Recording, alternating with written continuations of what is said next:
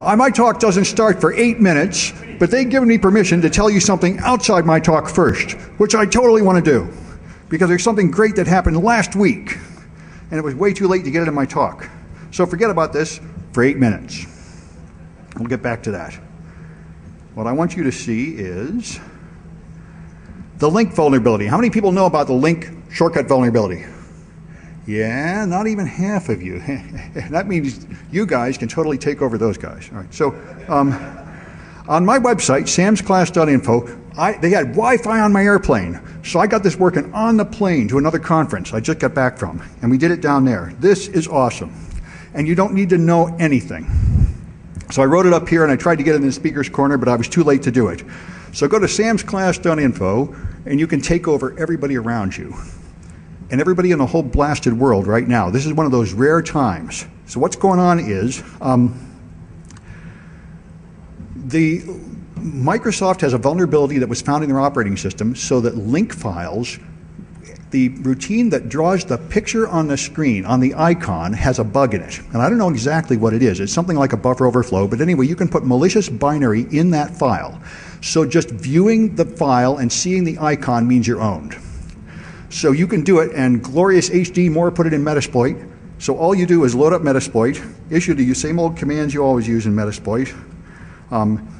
You tell it use exploits, show payloads, choose a payload like reverse TCP meterpreter, and then your victim, you have to trick your victim into going to a website in Internet Explorer or going to an SMB share, because what you make is a malicious server. But if they go and view your server, the IE will pop to Windows Explorer, and they will see a window with these two files. And when this was originally found in the wild, it was traveling on USB sticks, and it was taking over power stations through SCADA.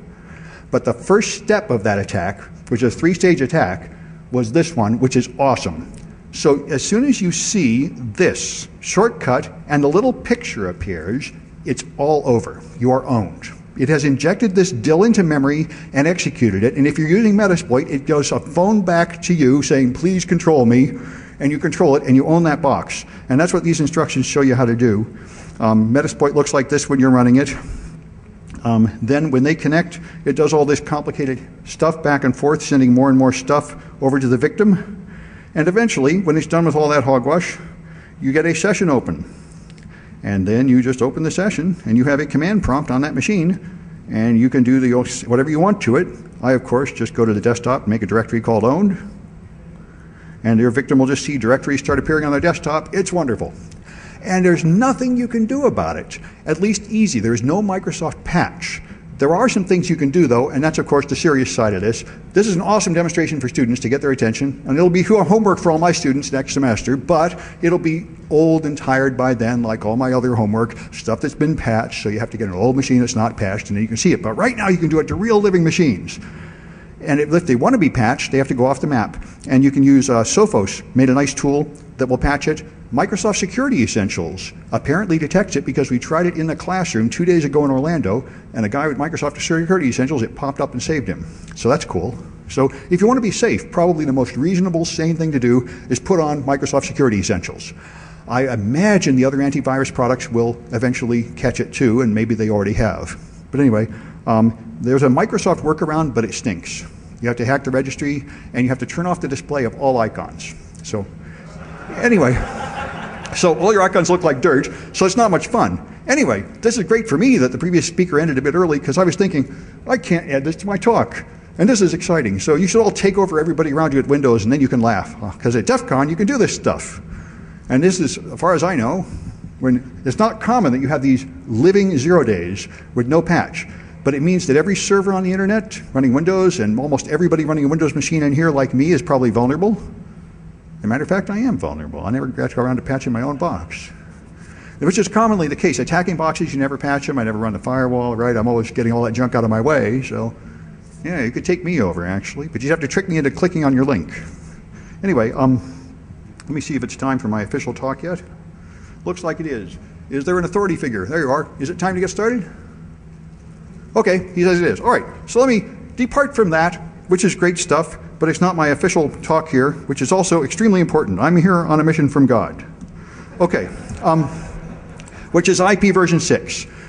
Now, I've heard about IP version 6 for years and years, and it was like this total waste of time that I didn't really care about, and it seemed all complicated. And about 3 years ago, for some reason, I got all excited, and I tried to do it, and I got my best student. We spent 6 weeks replacing the firmware of routers with DDWRT and putting on things that were supposed to make it route IP version 6, and we couldn't make it work. We just got fed up and gave up.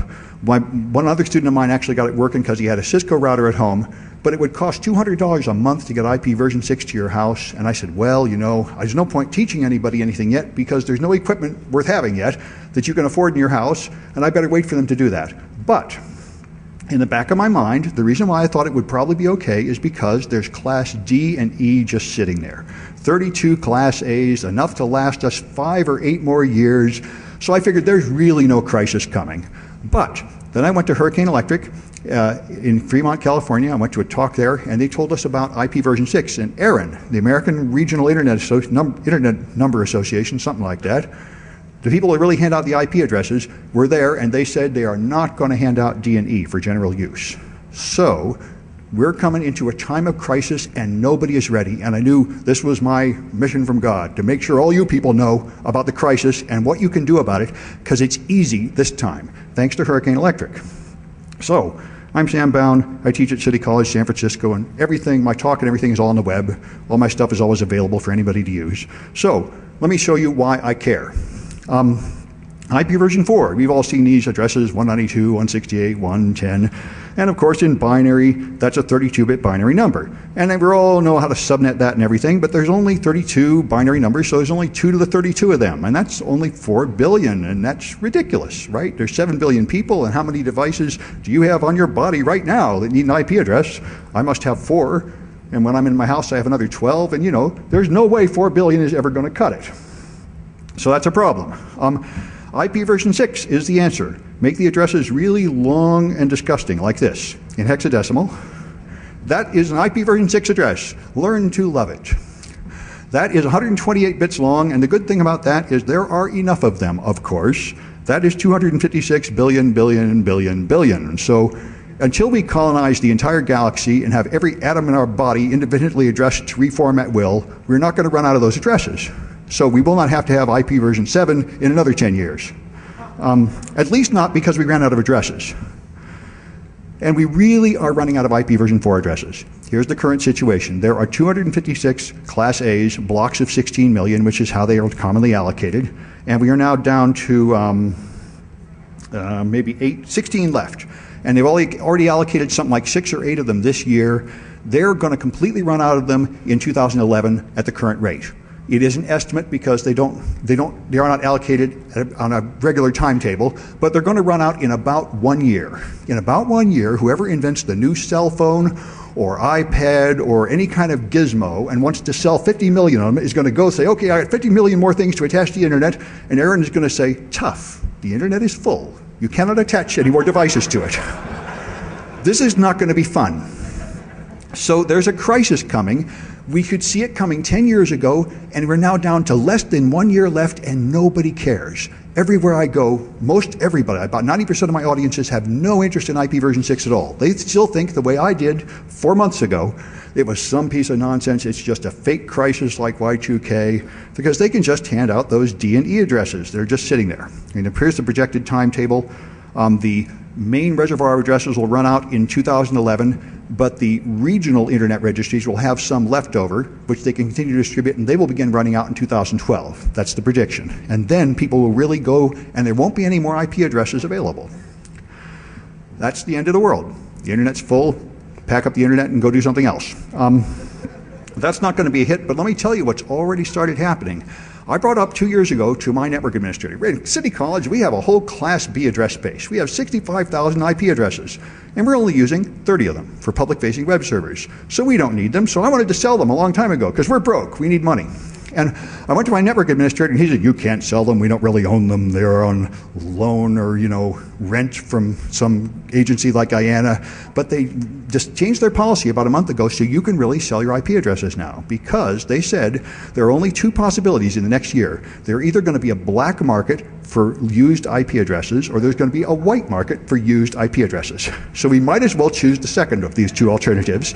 And now when people apply to them and try to get IP addresses, they actually investigate why you're getting them, because they want to determine if you really are going to use them or if you're just hoarding them so you can scalp them and sell them later. Speculators and IP addresses. And that's all coming. So in about a year, panic will set in. In about 2 years, I think we can really get $1 million for our Class B. That's my goal. But we'll see. Because we don't need it. What you'll have to do, instead of getting fresh IP addresses, is you'll have to get IP version 4 addresses from some other company that was smarter than you and already went to IPv6. And that's what we're doing. And that's what all you should do as soon as possible. Anyway, the Department of Defense changed to IP version 6 in 2008.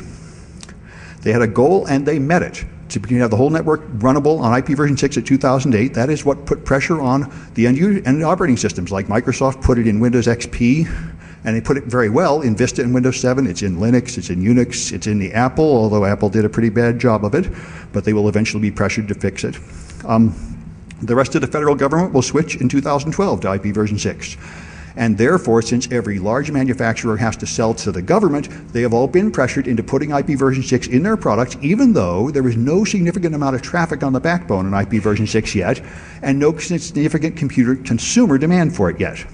But it's coming, and there will be a huge rush for it, and when it comes, there will be mad chaos because we are not ready, and most manufacturers and technicians are not getting ready. So the people that do know are going to be sitting pretty, and that should be you. And it's going to be my students, because whether they like it or not, they're all going to do IP version 6 homework next semester. And my prediction is they will be glad of that in a year. So here's the summary. This is the current state of the internet. And this is our fate.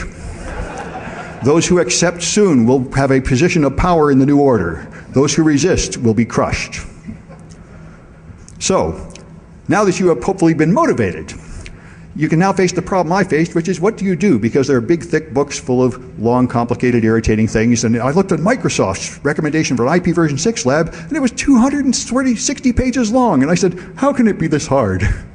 It doesn't have to be that hard if you're a wimp. If you want to do it the Microsoft way and get all your domain controllers and Exchange servers and everything, there's a bunch of fancy stuff you have to do. But you can get started and do the essentials easy, and it's fun, and it's a game. So anyway, but here's the plan. One plan which is really popular is to ignore it and hope it just goes away. This is not a practical plan, but it's the most popular one. The other one is to buy a gateway, and this is what's really going to happen, unfortunately, in everybody's house, because they have a bunch of legacy equipment in their house that's IP version 4 only, so they are going to buy an IP version 6 device that will convert it to IP version 6 to go on the internet. And there are currently 4 incompatible standards for that, and 4 manufacturers making poorly designed devices to do that. So in the future, actually making a game connect to a game over here is going to require 16 combinations of imperfect network translation on the way.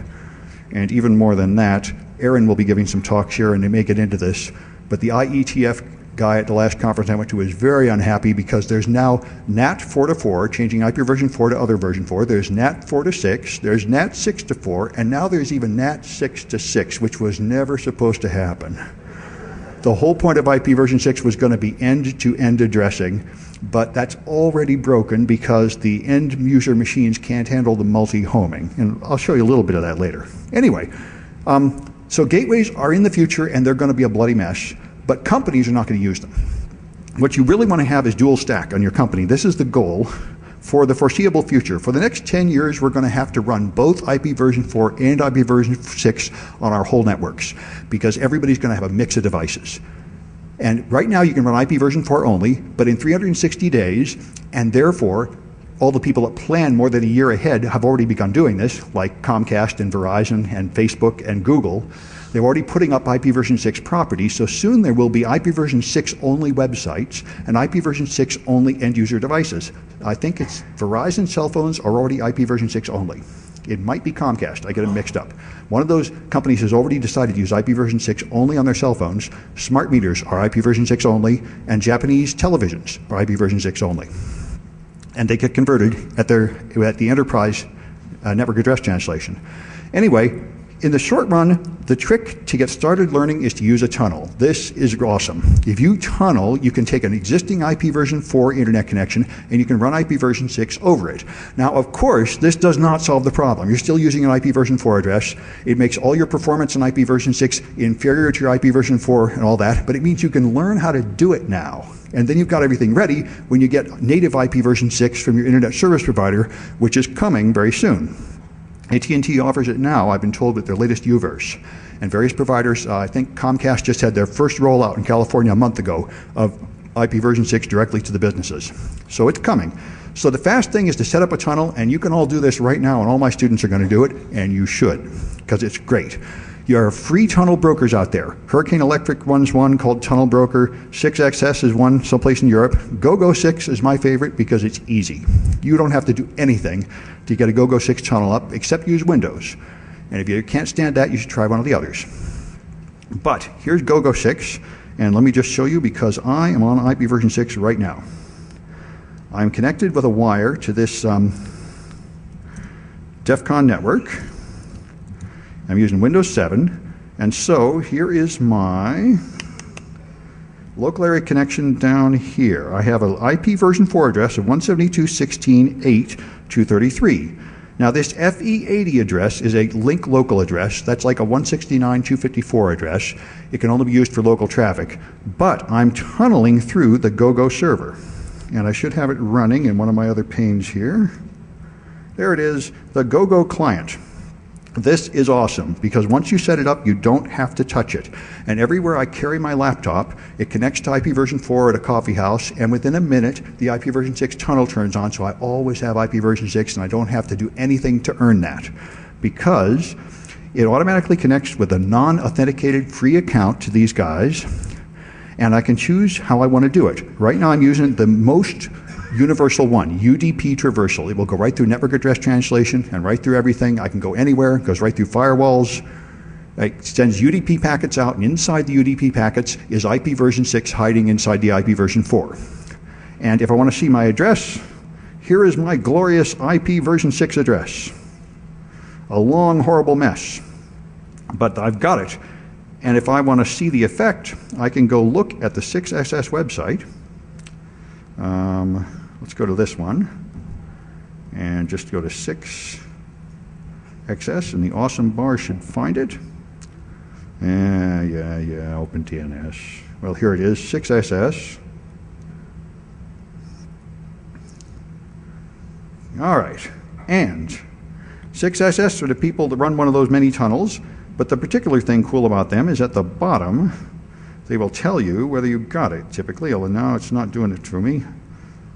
As always, I'm getting host, enter website. Oh, okay, duh. Okay, and there we are. At the bottom, it should tell me you've got IP version 6.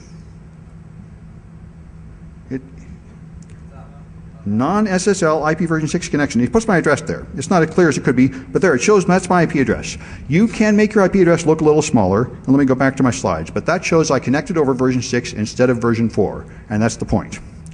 Now, I'll go back to here and show you actually, I'll go back and do a couple other things when I got my IP version 6 connection up. I can ping, you know, you're probably used to this. If I ping yahoo.com, I see some replies from those boring old IP version 4 addresses.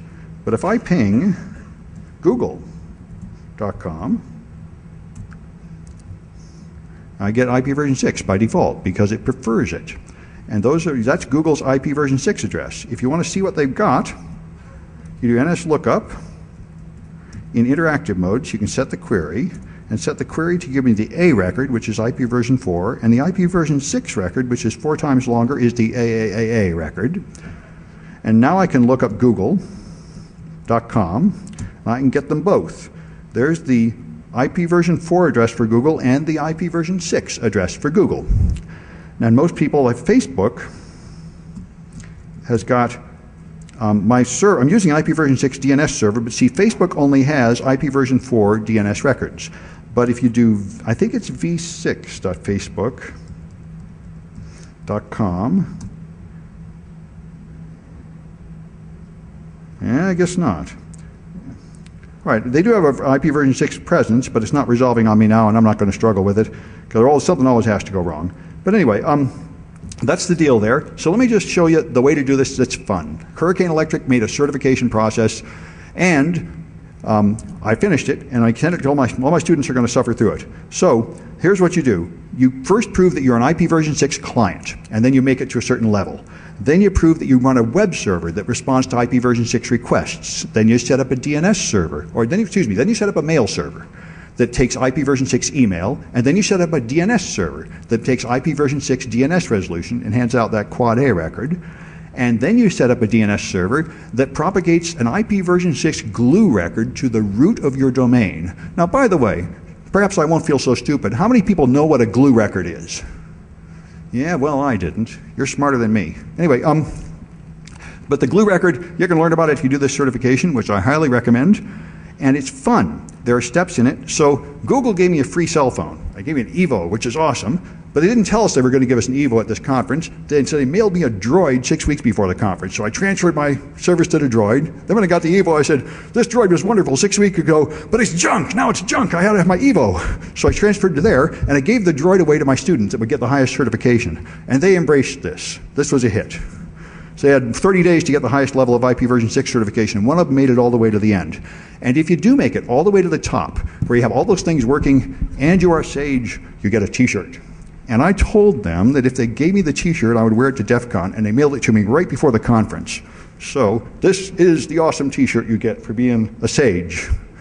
And there is every possible fact. Thank you. And you get every possible fact about IP version 6 crammed on the back, including one typo, which someone pointed out on Twitter. That should be your homework. Find the typo on this shirt after you get it. But anyway, I highly recommend getting these certs, and it's really fun. And let me check my time here. Right, I may not demonstrate the stages here, but you take some multiple choice tests, and then you just connect. It's like a video game. You connect, it detects whether you got it. They say, does your web server host this file? No, get lost, come back later. So it's really a lot of fun. And you ought to all do it. That's my opinion, unless you already know everything about IP version 6. So I promised to say something about hacking, since we are a security conference, and it is actually extremely important for the hackers to be in here fast, because IP version 6 is a security nightmare. Because just to set it up, you usually have to turn off all security devices just to get it going, and most of your security devices are not IP version 6 capable, so typically you bypass the firewall and everything on the way in. So here's just a few things about it. The IP version 6 address is 64 bits for routing and 64 bits for the host. The 64 bits for the host are made up by each host. They are not distributed by DHCP typically, although they can be. Your device just makes up its own address by using its MAC address. The MAC address determines the outer 6 octets. The inner 6 octets are FFFE. Don't ask me why, but that's called the Extended Unique Identifier, and it means that everything you send or receive is labeled with your real MAC address, and therefore if you were to do something naughty, like download copyrighted material, they would know who you are much better than they do if all they have is an IP version 4 address. So Windows Vista and Windows 7 have privacy extensions turned on by default, so it makes up a random number instead of using the recommended EUI, which also tends to break end-to-end addressing, but it does have the effect of protecting your privacy. You can turn that off if you want to, and many companies prefer to turn that off so that they can tell who's connecting and have policies to let this person do one thing and that person do another thing. Anyway, ICMP version 6, good old ping. This is optional in IP version 4, and everyone got so tired of it they pretty much blocked it at the router. But in IP version 6, you must have it because it replaces ARP. There are no broadcasts in IP version 6. There are nothing but multicasts, and you find your neighbors with Neighbor Discovery Protocol over ICMP version 6. There's a hacker's toolkit for IP version 6, THC. This rocks. And I sent to a Google conference in IP version 6, and they had an IP version 6 network, and we were connected, and so I immediately loaded an Ubuntu virtual machine on top of my Windows 7. It connected through IP version 6 through the virtual NIC, which I didn't think would work. And then I loaded the hacker's toolkit, which I'd never seen until I found it right there, and I did a scan, and I was able to find people here. You could never do a normal ping sweep in IP version 6. You could not sweep 2 to the 64 addresses to go through your subnet. It would take forever. But you can use Neighbor Discovery, which is pretty much like just sending a broadcast ping and they just tell you where they are because they need to for ARP. It's like the ARP cache. And there's a list of everybody at that conference. Just picked them right up with IPv6. Anyway, as mentioned, security appliances typically don't do anything for your IPv6 yet. They aren't ready. So you can run torrents over IPv6. The torrent fiends know this. You can usually do that and the blocks don't block it. One other thing that's fun is the packet amplification attack. You can run a routing header 0. There's a header in front of each packet which can head to more headers. And you can, if you use routing header 0, you can specifically specify the path for your packets to take, and you can tell it to follow a path that's going to make a loop. So much that RH0 has already been deprecated. Before IPv6 is even hardly rolled out, they've already deprecated a few standards that cause problems. And the other one that's really funny is the ping pong. Every subnet in your network should be a /64. That's the rule to avoid going mad. You could have subnets from /1 to /127 for the Cisco guys out there.